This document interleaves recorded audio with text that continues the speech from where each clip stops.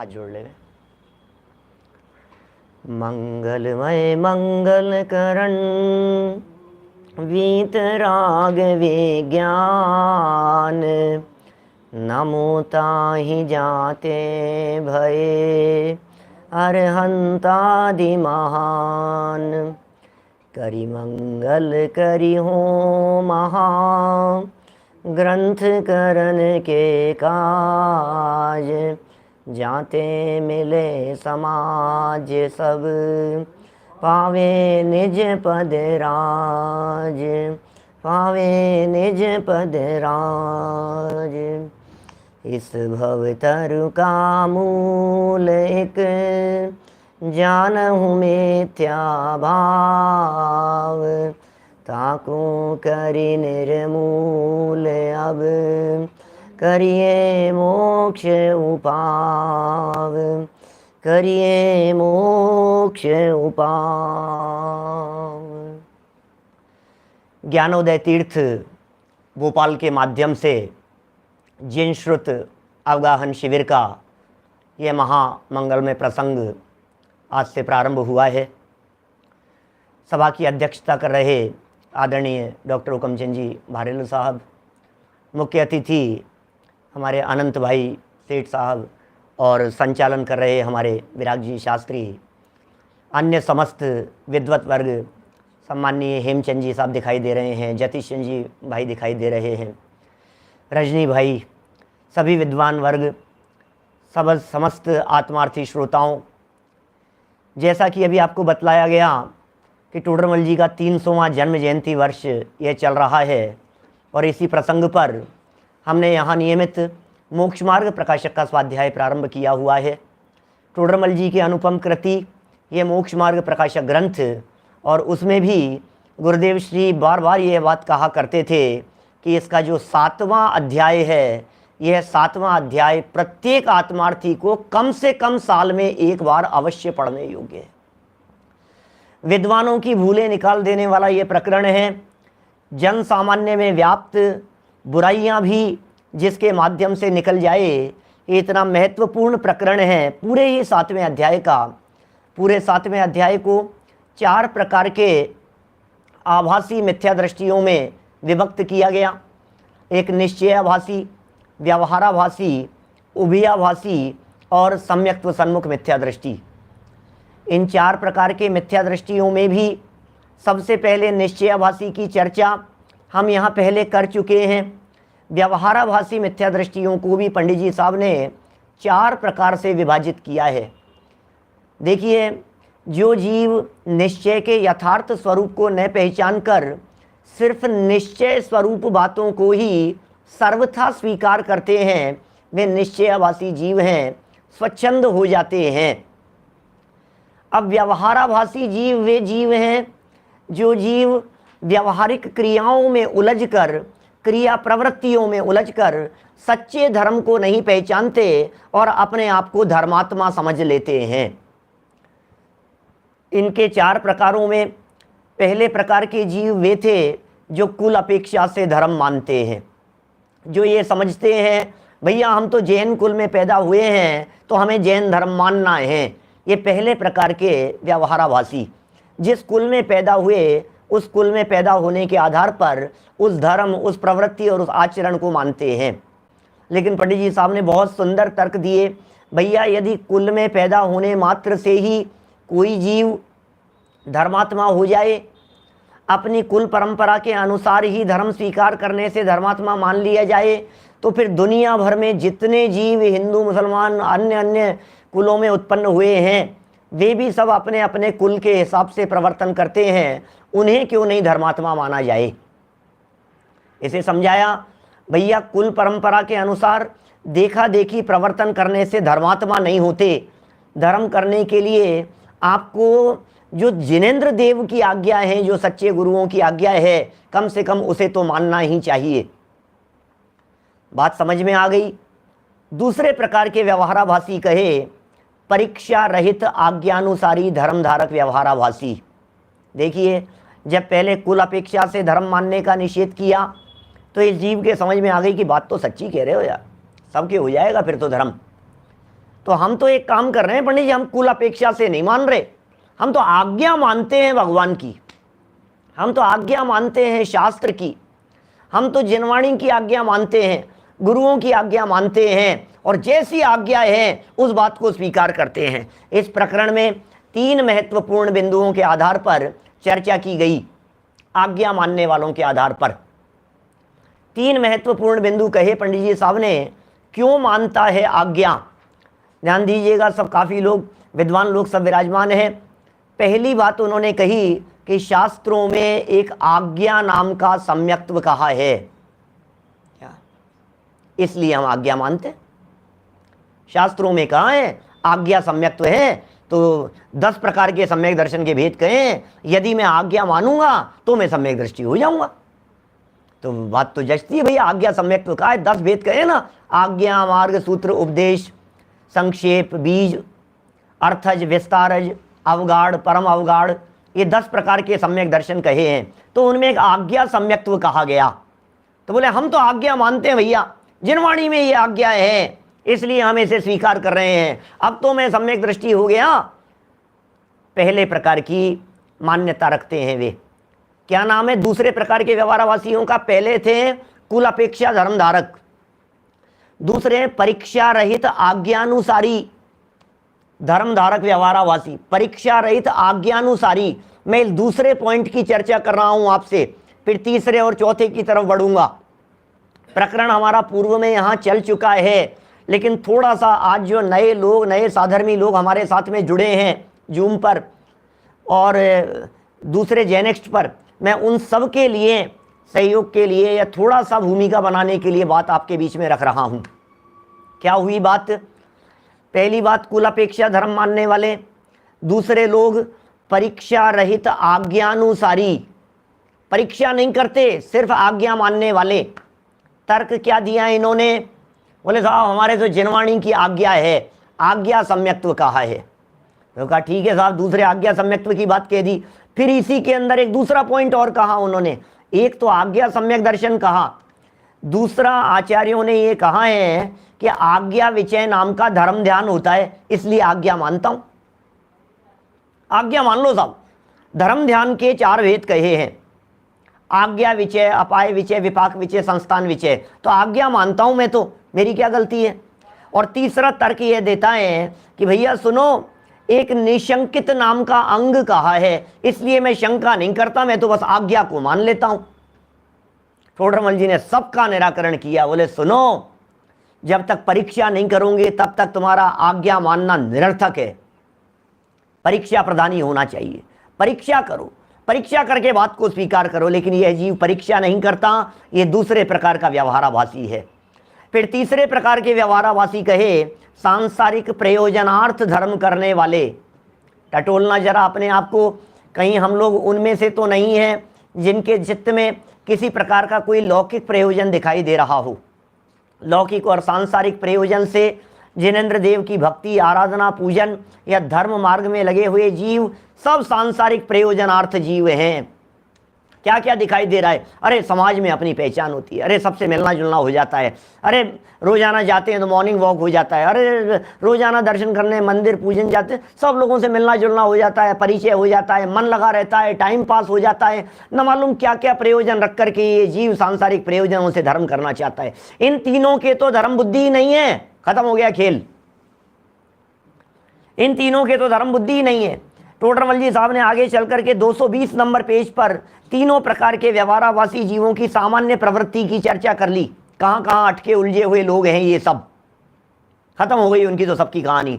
भक्ति करते हैं, दृष्टि कहीं है, चित्त घूमता है, मुख से पाठादिक करते हैं, पाठ में क्या भाव है उसका कुछ विचार विवेक नहीं है, ये सब व्यवहाराभासी पापी। इन सांसारिक प्रयोजन वालों को तो पापी कह दिया। 219 नंबर पेज पर अंतिम लाइनों में टोडरमल जी ने कह दिया, ये सांसारिक प्रयोजन रख करके भक्ति, आराधना, पूजन करने वाले जीव तो मिथ्या दृष्टि तो है ही, पापी भी हैं। आप लोगों के पास में यदि ग्रंथ हो मोक्ष मार्ग प्रकाशक, तो आप लोग अवश्य खोल करके बैठें। तीनों प्रकार के व्यवहाराभासियों की सामान्य प्रवृत्ति की चर्चा करने के बाद 221 नंबर पेज पर चर्चा प्रारंभ की। चौथे प्रकार के व्यवहारावासी, जिन्हें कहा धर्म बुद्धि से धर्म धारक। अब ये धर्म तो करते हैं लेकिन धर्म बुद्धि से कर रहे हैं।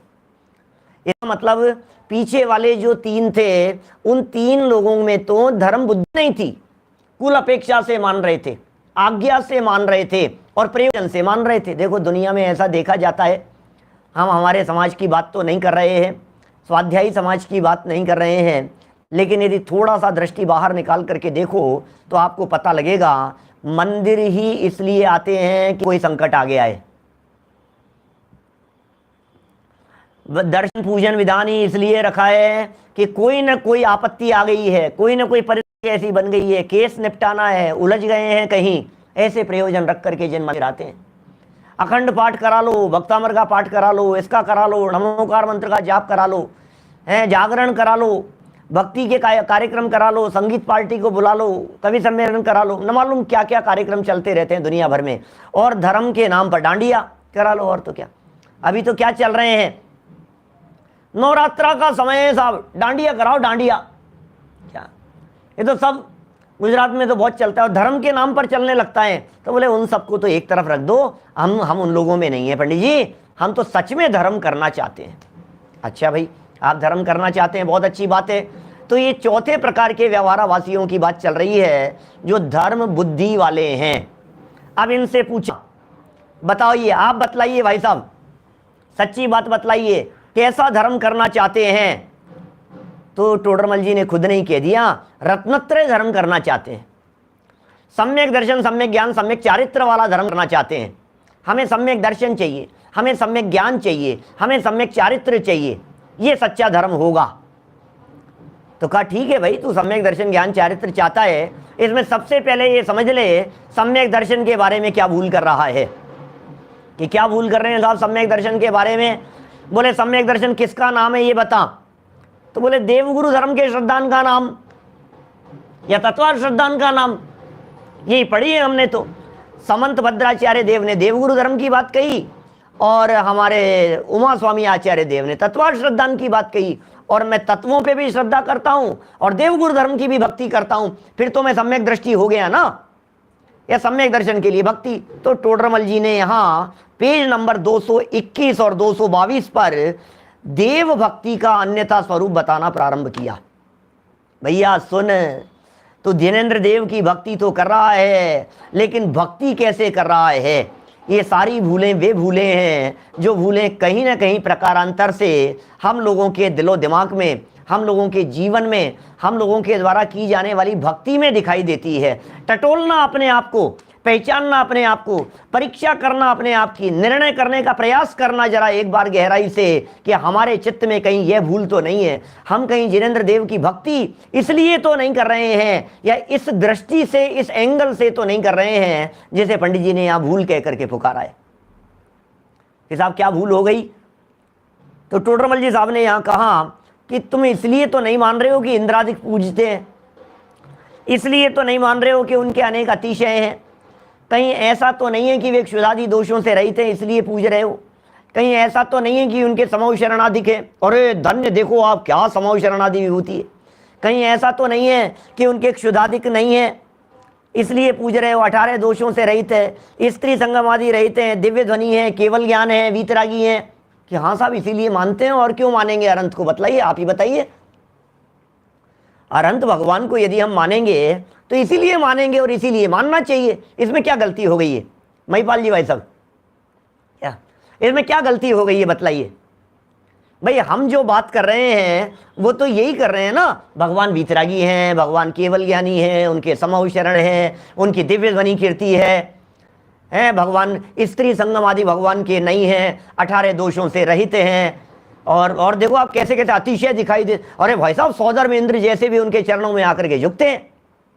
बोलो, कभी कभी अपने ज्ञानचंद जी साहब थे ना विदिशा वाले, वो कहते थे समूह शरण में जाकर के भी कोरा का कोरा क्यों आ गया, कि शायद ऐसा लगता है कि भगवान की दिव्य ध्वनि सुनने के लिए गया और वहां जाकर के भी देखता है, हे भगवान, अच्छा भगवान की दर देखो क्या गजब भाई, कमल से 4 अंगुल ऊपर, अधर अधर गजब है भैया, क्या चमत्कार है, और देखो 64 चंवर ढुल रहे हैं, और कभी इधर देखता है, अरे तुम्हें पता है सौधर्मेंद्र भी आया है सुनने के लिए।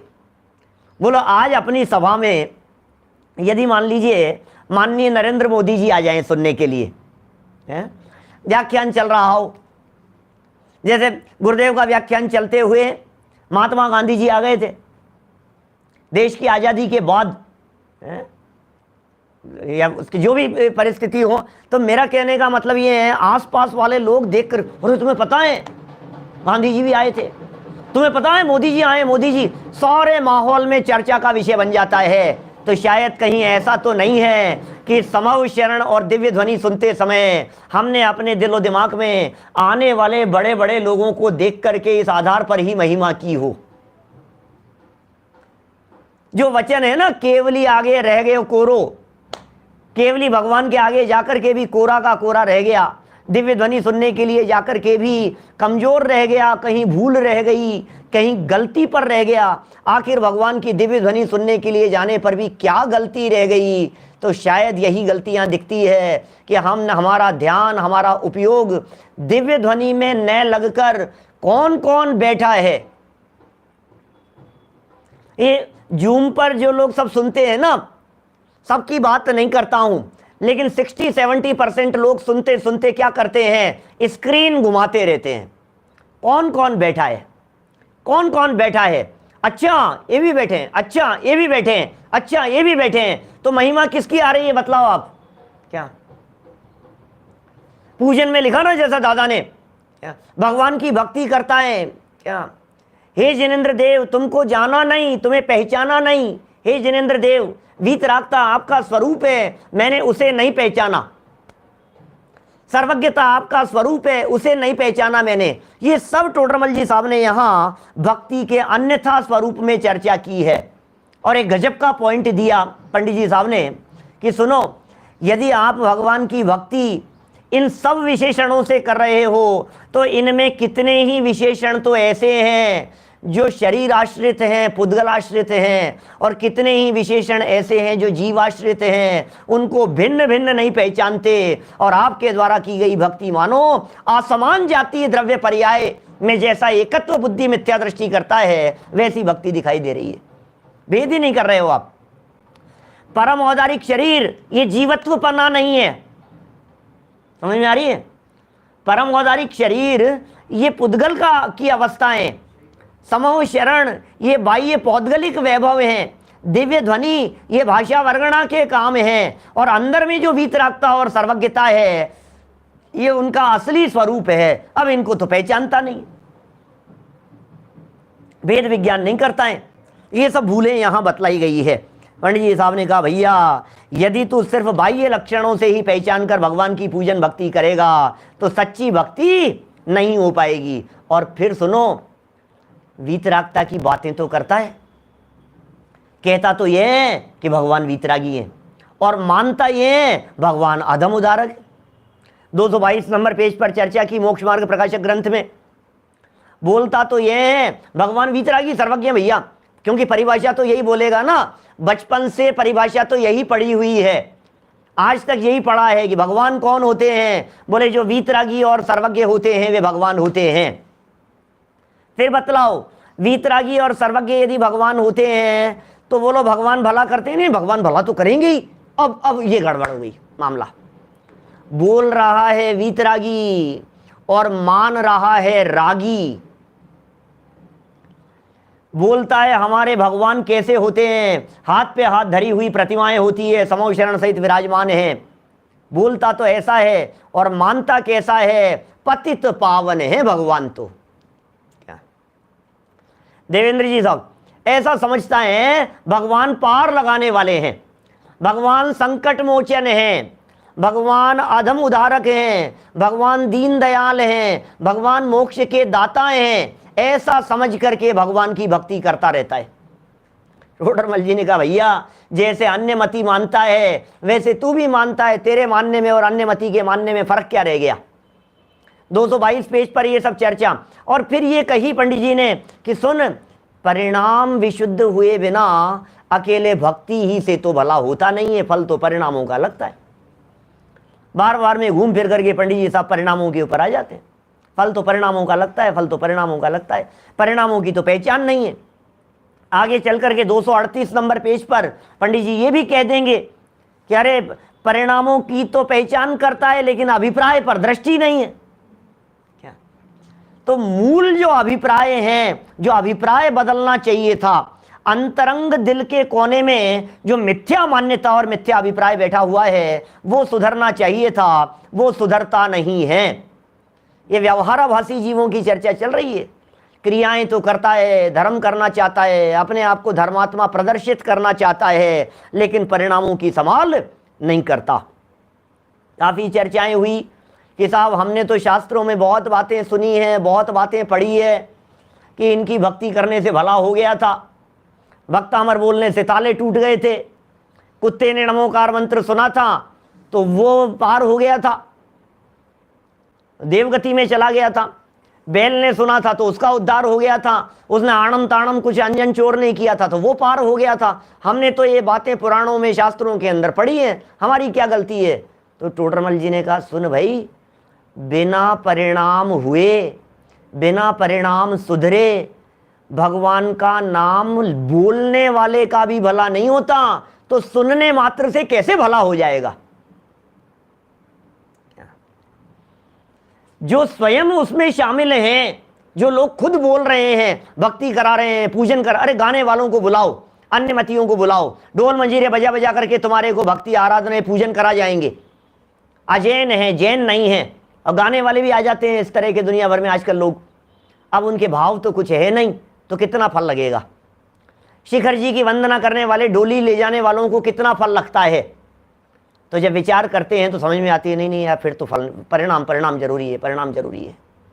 एक तर्क यह देता है कि पंडित जी साहब, ये सम्यक दृष्टि ज्ञानी जीव भी तो भक्ति करते हैं, मुनिराज भी तो भक्ति करते हैं, ज्ञानियों के भी तो भक्ति देखी जाती है। कि बात तेरी सच्ची है, बिल्कुल ज्ञानियों के भी देखी जाती है, लेकिन तुझे पता है भक्ति का सच्चा स्वरूप क्या होता है? ज्ञानियों की भक्ति किस प्रकार की होती है? ज्ञानियों की भक्ति ऐसी भक्ति होती है जिसमें अनंत भगवान के सच्चे स्वरूप का विचार होता है, और उससे कुंदाचार्य देव ने नियमसार 135 नंबर गाथा में व्यवहार भक्ति कह करके पुकारा है। कल थोड़ी बहुत बातें कही थी मैंने आप लोगों के बीच में, गुण भेद से भक्ति करने को। मैं दादा का पद्यानुवाद बोलता हूं।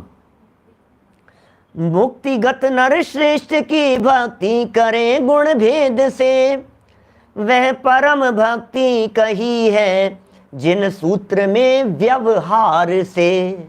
सोचो जरा, कुंदाचार्य देव व्यवहार भक्ति किसे कह रहे हैं?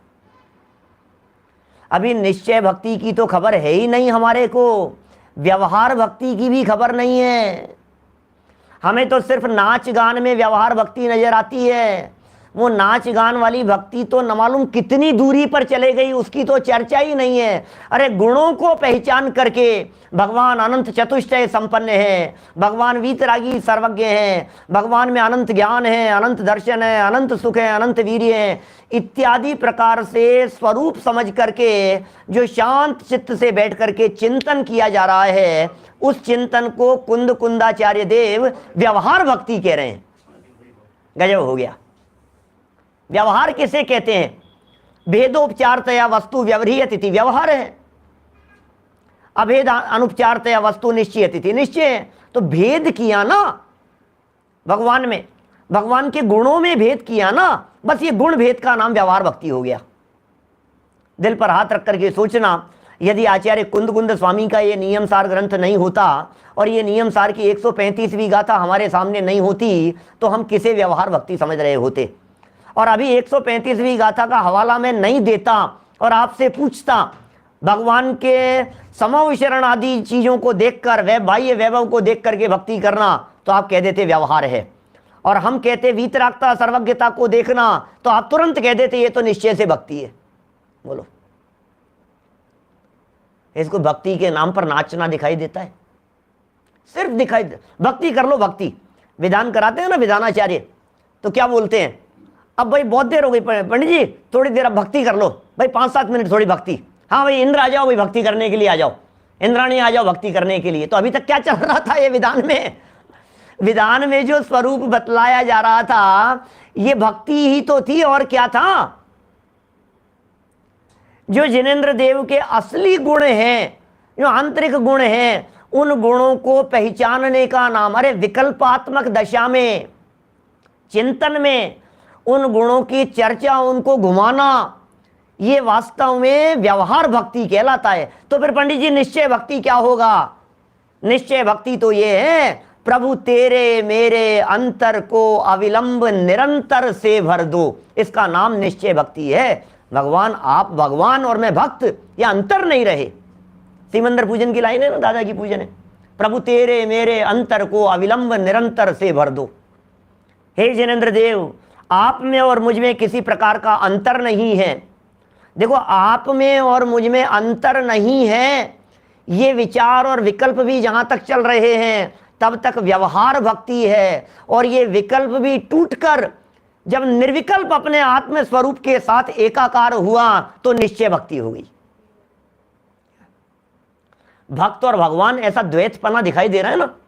भगवान, आप तीन लोक के नाथ, हे जिनेंद्र देव, आप कहां और मैं कहां, जब तक ये भेद दिखाई दे रहा है तब तक व्यवहार भक्ति है। सोचो जरा, हम क्या सोच रहे हैं भक्ति भक्ति के नाम पर। टोडरमल जी साहब ये कह रहे हैं भक्ति का अन्यथा स्वरूप है। इन सब ज्ञानियों की भी होती है, ज्ञानियों की भी होती है। अरे होती है तो हम कहाँ मना कर रहे हैं? ज्ञानियों की भक्ति हो रही है, उसके लिए हम कहाँ निषेध कर रहे हैं? लेकिन ज्ञानी और अज्ञानी जीव की भक्ति में जो अंतर किया गया है, उस अंतर को भी हमें जानना चाहिए। पंचाष्टिकाय का उदाहरण देकर के पंडित जी साहब ने इसी 222 नंबर पेज पर ज्ञानी और अज्ञानी जीव की भक्ति का अंतर प्ररूपित किया। ये क्या अंतर है दोनों में? तो कहा सुनो, पंचाष्टिकाय की पंक्तियां पढ़ता हूं 222 नंबर पेज पर। अमृत चंद्राचार्य की टीका है, पंचाष्टिकाय की 136 नंबर गाथा की टीका है। इयम भक्ति केवल भक्ति प्रधानस्य अज्ञानिनो भवति,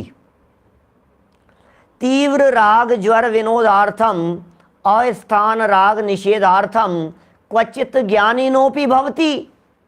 वाह, क्या कह रहे हैं देखो आप।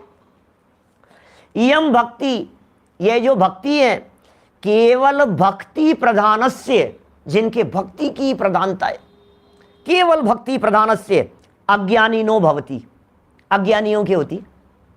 अज्ञानी के खाली भक्ति भक्ति की प्रधानता दिखाई देती है। भक्ति में जो छिपे हुए मूल तत्व हैं उन्हें नहीं पहचानता। 220 नंबर पेज पर जो चर्चा की थी, मुख से पाठ करता है, दृष्टि घूमती है, और पाठ में क्या भाव है, पूज्य कौन है, मैं किसकी स्तुति करता हूं, इत्यादि बातों की पहचान नहीं है। ऐसे अज्ञानी जीव की भक्ति होती है। तो साहब ज्ञानी की कैसे होती है? बोले ज्ञानी के भक्ति के पीछे दो कारण हैं, दो हेतु दिए अमृत चंद्राचार्य देव ने। नंबर 1, तीव्र राग ज्वर विनोदार्थम। तीव्र राग का बुखार हो रहा हो तो उस तीव्र राग के बुखार को मिटाने के लिए, तीव्र राग के बुखार को मंद करने के लिए। और दूसरा, अस्थान की तरफ राग दौड़ रहा हो तो वो स्थान बदलने के लिए, माने विषय कषाय की तरफ दौड़ने वाले राग को विषय कषाय से हटाकर अपने ज्ञायक स्वभाव की तरफ लाने के लिए ज्ञानियों की भी भक्ति होती है। दो हेतु हो गए। एक भक्ति कह दी तीव्र राग होता है भाई साहब, यदि जिनेंद्र देव की भक्ति नहीं करेगा तो क्या करेगा? जिनेंद्र देव के द्वारा प्ररूपित तत्व को नहीं पढ़ेगा तो क्या पढ़ेगा? जिनवाणी नहीं पढ़ेगा तो न्यूज़पेपर पढ़ेगा, देव दर्शन नहीं करेगा तो दूरदर्शन देखेगा, जिनेंद्र देव का प्रक्षाल नहीं करेगा तो घर में बच्चों को नहलाएगा धुलाएगा, क्या करेगा? तो एक तो कह दिया कि भैया तीव्र राग के निषेध के लिए, और दूसरा कह दिया क्योंकि राग का उदय तो ज्ञानी के भी आ रहा है। अभी चतुर्थ गुणस्थान वर्ती की बात कर रहे हैं, चौथे पांचवें गुणस्थान में, भूमिका अनुसार छठे सातवें में, जिनके जितना अभी रागांश का उदय है उतना परिणाम तो आ रहे हैं, अभी आएंगे इस तरह के परिणाम। तो फिर क्या करें? अब यदि राग का उदय आने पर अवलंबन इसको देवशास्त्र गुरु पंच परमेष्ठियों का नहीं मिला तो अशुभ में चला जाएगा। इसलिए अशुभ से बचने के लिए ज्ञानी जीवों के भी ये कुस्थान का निषेध करने के लिए राग भाव आए बिना नहीं रहता है। कदाचित ज्ञानियों के भी इस प्रकार की भक्ति होती है। एक बड़ा गजब का प्रश्न उठाया पंडित जी ने, ऐसा प्रश्न उठाया तो फिर एक बात बतलाइए, ज्ञानी के भक्ति ज़्यादा होती है या अज्ञानी के भक्ति ज़्यादा होती है? बोलो, भक्ति किसके विशेष दिखाई देती है, ज्ञानियों के क्या अज्ञानियों के? तो पता है क्या कह रहे हैं? बोले सुनो, अपेक्षा है, यहाँ अनेकांत है, अलग अलग अपेक्षाओं से बात की जाती है। पेज नंबर 223 की पहली लाइन देखिए, प्रश्न उठाया है। वहाँ वह पूछता है, ऐसा है तो ज्ञानी से अज्ञानी की भक्ति की अधिकता होती होगी, अज्ञानी की भक्ति ज़्यादा होती होगी फिर तो। ये बात उठाई तो टोडरमल जी कह रहे हैं, उत्तर दे रहे हैं, यथार्थता की अपेक्षा तो ज्ञानी के सच्ची भक्ति है, अज्ञानी के नहीं। अब तुम कम ज्यादा किसे मान रहे हो? भक्ति ज्यादा है, भक्ति कम है। जो व्यक्ति ज्यादा उछल कूद करता हुआ दिखाई देवे उसके ज्यादा भक्ति, और जो व्यक्ति शांत चित्त से बैठ करके भगवान के गुणों का, आत्मा के गुणों का विचार चिंतन करे उसके कम भक्ति है। जो नाच गान कर रहा हो वो ज्यादा भक्त है, और जो शांति से बैठ करके विचार चिंतन कर रहा हो वो कम भक्त है। कम भक्त वो भक्त कम है क्या? एक ज्यादा भक्त हो गया, एक कम भक्त। अरे भैया, इन चर्म चक्षुओं से भक्ति पकड़ में नहीं आती है। बाहर की दृष्टि से देखोगे तो क्या नजर आएगा आपको? अरे बाहर से तो कई बार संपन्नता असंपन्नता भी पकड़ में नहीं आती है। किसे पकड़ेंगे? कोई व्यक्ति यदि साधारण कपड़ों में दिखाई दे रहा है, पुराने कुर्ते धोती पहने हुए हैं, फटी सी धोती है गंदी सी, और टूटी सी चप्पल पहने हुए है, कंधे पर कोई एक झोला लटकाया हुआ है, अब आपको तो लगेगा कि कोई गरीब आदमी होगा, गांव का आदमी होगा। ये भी हो सकता है भाई साहब वो करोड़ों अरबों की संपत्ति का मालिक हो। बाहर से देखने पर पकड़ में नहीं आता है। बाहर से देखने पर इस भक्ति की गहराई हमारे को पकड़ में नहीं आएगी, क्योंकि भक्ति का संबंध बाहर से नहीं है, भक्ति का संबंध तो परिणामों से है। ये बात तो पंडित जी बार बार कह चुके हैं, भक्ति का संबंध तो परिणामों से है, और तुम भक्ति का संबंध क्रिया से समझते हो। अरे क्रिया से तो जैन धर्म में दूर दूर तक संबंध नहीं है। दादा जब समझाते हैं तो बोलते हैं 0.01% क्रिया का फल लगता है और 0.99% परिणामों का, और 99% फल मिलता है अभिप्राय का। मोटा मोटा 3 भागों में बांटने की चेष्टा कर रहे हैं, क्रिया, परिणाम और अभिप्राय। इन तीनों में फल किसका लगता है? बोले अभिप्राय का 99%, परिणामों का 0.99% और क्रिया का 0.01%। अब बतलाओ, जब भक्ति की चर्चा कर रहे हैं तो आपको अभिप्राय दिख रहे हैं, आपको परिणाम दिख रहे हैं, या आपको भक्ति करने वाले की क्रिया दिखाई दे रही है? यदि आपको भक्ति करने वाले की सिर्फ क्रिया दिखाई दे रही है और अपने आप की भी क्रिया ही दिख रही है भक्ति करते समय, और प्रयोजन भी खोटा है, कल जैसी थोड़ी बहुत चर्चा की थी ना इस तरह की आप लोगों के बीच में, ऐसा विचार करके फोटो खींच रही है, फोटो क्या डांस करता है, दिखाने के लिए डांस करता है, रिकॉर्डिंग हो रही है इसलिए डांस कर रहा है, दूसरों के कहने में आकर के करता है, न मालूम क्या क्या प्रयोजन रख करके भक्ति में प्रवर्तता है। कितना स्पष्ट कह दिया पंडित जी ने यहाँ, भैया यथार्थता की अपेक्षा से बात करो, सच्ची भक्ति की अपेक्षा से बात करो, भक्ति के सच्चे स्वरूप को देख करके बात करो तो ज्ञानी की ही सच्ची भक्ति होती, अज्ञानी की तो है ही नहीं। अच्छा, झूठी भक्ति को भक्ति कहें कि नहीं कहें? है ही नहीं। वो झूठी भक्ति तो भक्ति ही नहीं है, उसे भक्ति कहां से कहें? इसलिए अज्ञानी के तो सच्ची भक्ति होती नहीं है। और यदि राग की अपेक्षा से बात की जाए, भाई साहब राग की अपेक्षा से बात करो, राग की दृष्टि से देखो तो क्या कहेंगे? राग भाव की अपेक्षा अज्ञानी के श्रद्धान में भी उसे मुक्ति का कारण जानने से अति अनुराग है। पंडित जी की दृष्टि देखो, मानो अज्ञानी के अंदर में झांक करके देख रहे हैं कि वो कर क्या रहा है, क्यों कर रहा है इतनी भक्ति, आज विशेष भक्ति क्यों दिखाई दे रही है। कि नहीं एग्जाम है हमारा, तो एग्जाम है तो तुम्हें भगवान के दर्शन दिख रहे हैं। आज इतनी विशेष भक्ति से कैसे भगवान की पूजन कर रहे हो। नहीं, आज वो केस की सुनवाई होनी है। तो भाई तेरी भक्ति के पीछे प्रयोजन क्या छिपा हुआ है। आज विशेष भक्ति क्या दिखाई दे रही है। नहीं, भगवान के सच्चे भक्त होते हैं ना, वो मर करके देवगति में चले जाते। अपन तो बस सच्चे, अपन तो भक्ति करो बस भगवान की।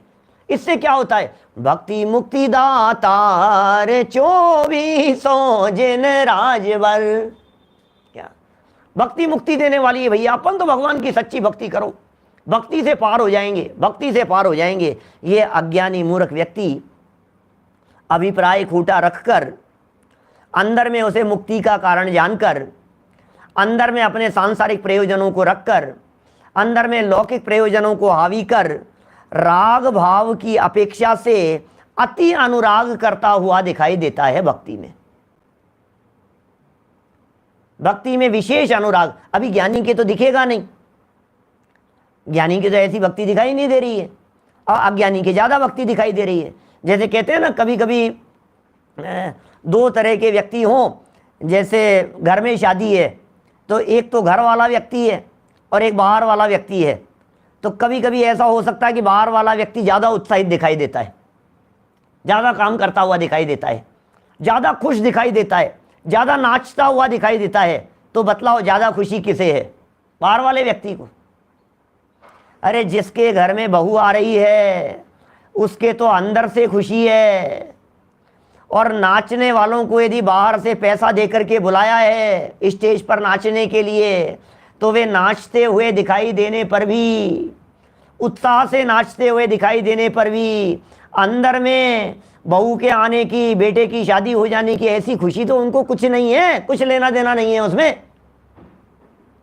तो अज्ञानी जीव की दृष्टि तो पैसे पर दिखाई दे रही है, अपने प्रयोजन पर दिखाई दे रही है, इसलिए वो सच्ची भक्ति नहीं है। विशेष अनुराग दिखाई दे रहा है, ये भगवान के प्रति नहीं है, अपने स्वार्थ के प्रति है। राग भाव की अपेक्षा अज्ञानी के श्रद्धान में भी उसे मुक्ति का कारण जानने से, श्रद्धान में भी मान रहा है, प्रवृत्ति में भी मान रहा है, आचरण भी वैसा ही दिखाई दे रहा है, समझ भी वही रहा है। माने उसका ज्ञान, श्रद्धान, आचरण, प्रवृत्ति सब कुछ अज्ञानी जीव की एक तरफा काम कर रही है। इससे मेरा भला हो जाएगा, इससे मेरा कल्याण हो जाएगा, इससे मुझे मुक्ति की प्राप्ति हो जाएगी, ऐसा जानने से अति अनुराग है। और ज्ञानी क्या मानता है भाई साहब, उसी भक्ति के काल में ज्ञानी क्या मान रहा है, ज्ञानी के श्रद्धान में शुभ बंध का कारण जानने से वैसा अनुराग नहीं है। भक्ति करते हुए भी ज्ञानी ये समझ रहा है भाई साहब बंधन है।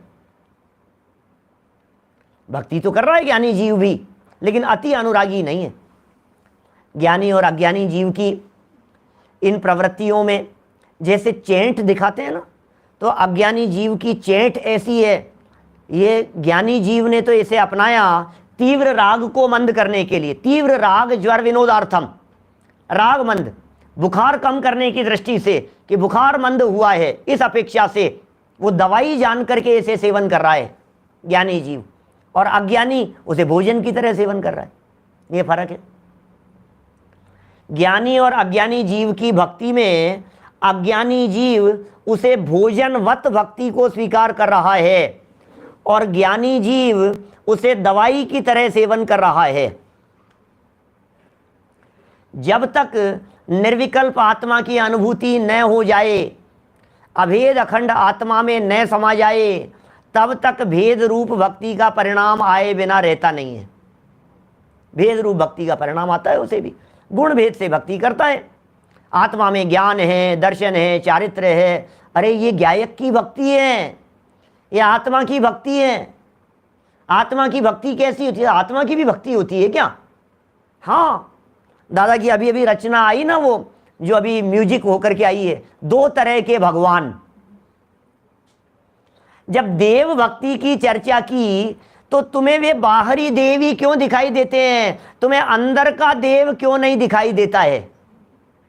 जब भगवान दो तरह के हैं, जब देव दो तरह के हैं, जब परमात्मा दो तरह के हैं, तो सिर्फ एक ही तरह के भगवान की भक्ति का विकल्प क्यों आता है? दूसरे भगवान की भक्ति का विकल्प क्यों नहीं आता है? ज्ञानी दोनों भगवान की भक्ति करते हैं, ज्ञानी जीव।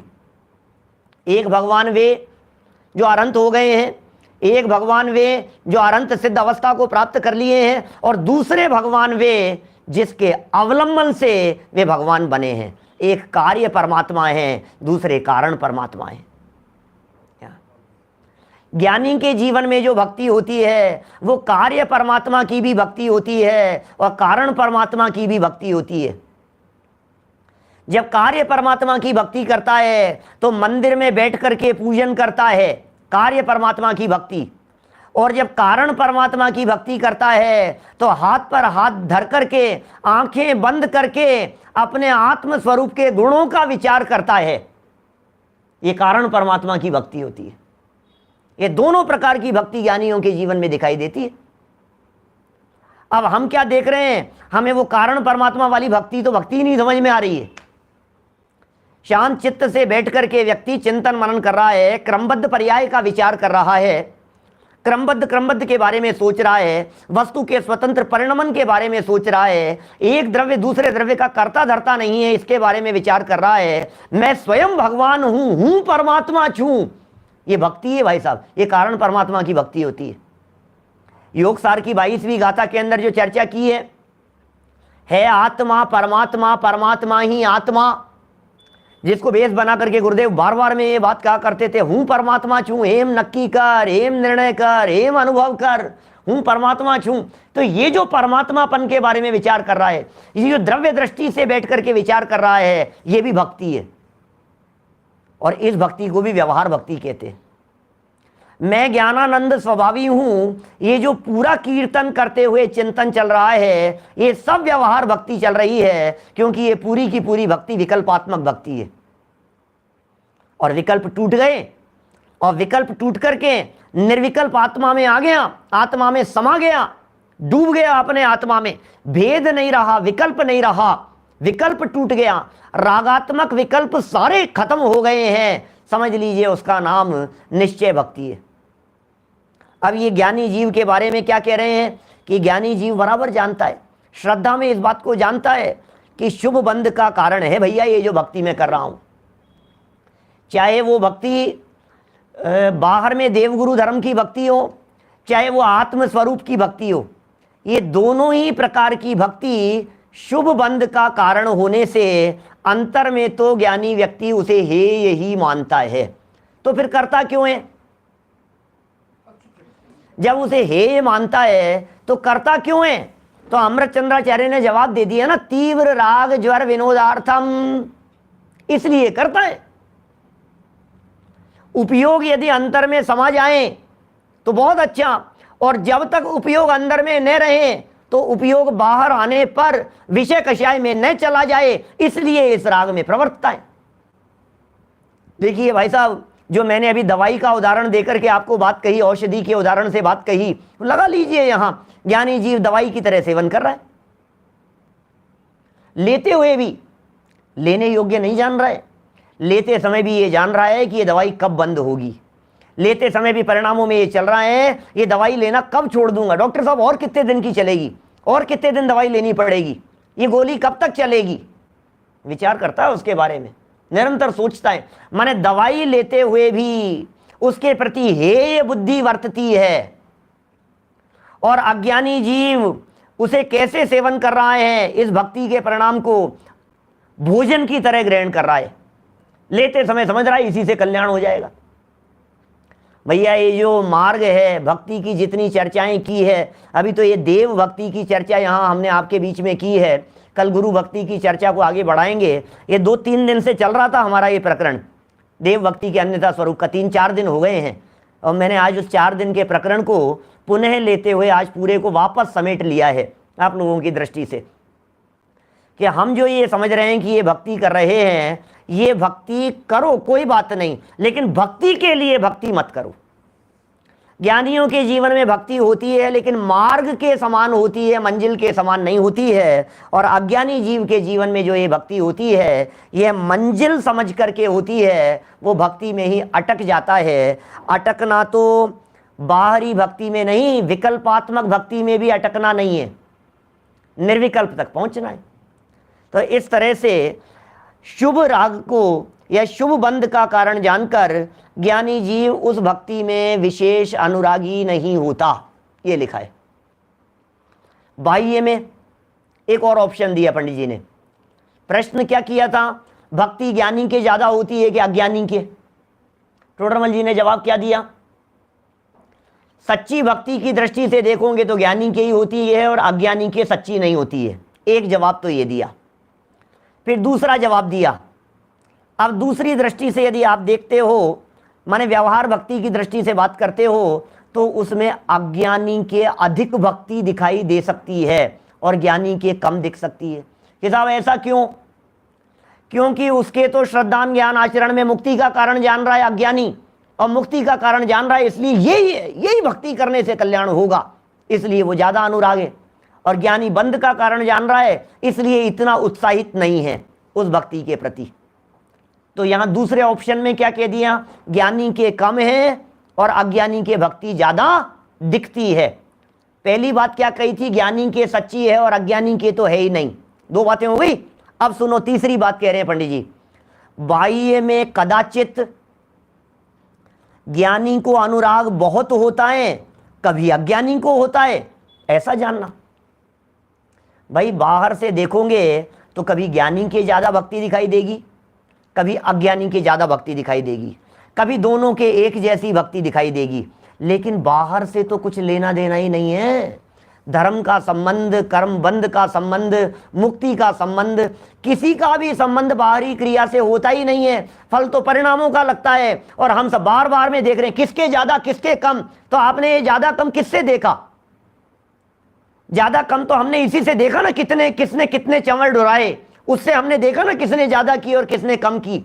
लेकिन किसके परिणाम स्वरूप में कितने मग्न थे, इस दृष्टि से निर्णय किया जाना चाहिए। सो निर्णय ये जीव करता नहीं है। इस तरह से देव भक्ति के अन्यथा स्वरूप की यहाँ चर्चा की। इस प्रकार देव भक्ति का स्वरूप बतलाया। हम सब हमारे जीवन से इस देव भक्ति के अन्यथा स्वरूप से विरक्त होवें, देव भक्ति के सच्चे स्वरूप को समझें, क्योंकि देव के सच्चे स्वरूप का निर्णय नहीं होगा, गुरु और धर्म के सच्चे स्वरूप का निर्णय नहीं होगा, तो सम्यक दर्शन की प्राप्ति नहीं हो सकेगी। सच्चे देव जो वीतरागी और सर्वज्ञ हैं, वीतरागता से जो अकर्तावाद निकलता है और सर्वज्ञता से जो क्रमबद्ध पर्याय निकलती है, इनके सच्चे स्वरूप को जान करके ही भक्ति सच्ची हो सकती है। हम सभी के जीवन में इन सब की सच्ची भक्ति हो, भूलें निकल जावे, और ये सब भूलें निकालते हुए हम सब आत्मकल्याण के पथ पर चढ़ते हुए शीघ्रातिशीघ्र सिद्धालय की प्राप्ति करें। इसी भावना से बात को यहीं विराम देता हूँ।